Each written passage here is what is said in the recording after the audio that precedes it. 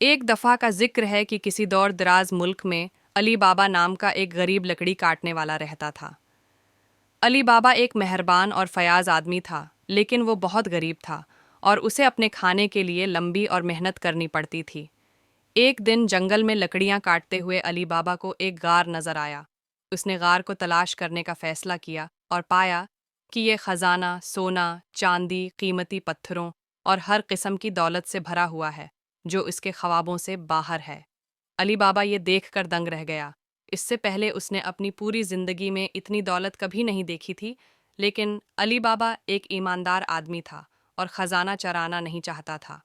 اس نے غار کا دروازہ ایک بڑی چٹان سے بند کر دیا اور گھر واپس چلا گیا۔ تاہم علی بابا خزانے کے بارے میں سوچنا نہیں روک سکے۔ وہ چٹان کو حرکت دینے کے لیے غار میں واپس گیا، لیکن یہ بہت بھاری تھا، اس لیے اس نے چٹان پر عربی حروف تہجی کے حروف لکھے، اور دیکھو، چٹان جادوئی طور پر غائب ہو گئی، جس سے اندر کا خزانہ ظاہر ہو گیا۔ علی بابا بہت خوش ہوا اور غار سے خزانہ نکالنے لگا۔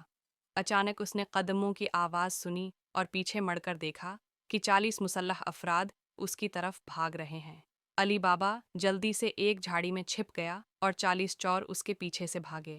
علی بابا نے محسوس کیا کہ یہ غار 40 چوروں کا ٹھکانہ ہے، اور وہ جانتا تھا کہ اگر وہ اسے اپنا خزانہ لیتے ہوئے دیکھیں گے تو وہ اسے مار ڈالیں گے۔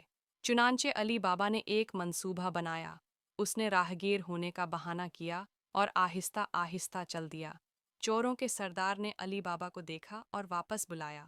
اس نے علی بابا سے پوچھا کہ تم کہاں جا رہے ہو اور کیا لے کر جا رہے ہو؟ علی بابا نے جھوٹ بولا اور کہا کہ وہ کھانا خریدنے بازار جا رہا تھا اور کچھ پرانے کپڑے لے کر جا رہا تھا۔ چور لیڈر نے کپڑے چیک کیے تو ایک چھوٹی تھیلی برآمد ہوئی۔ اس نے تھیلی کھولی تو اندر سے ایک جادوئی انگوٹھی ملی۔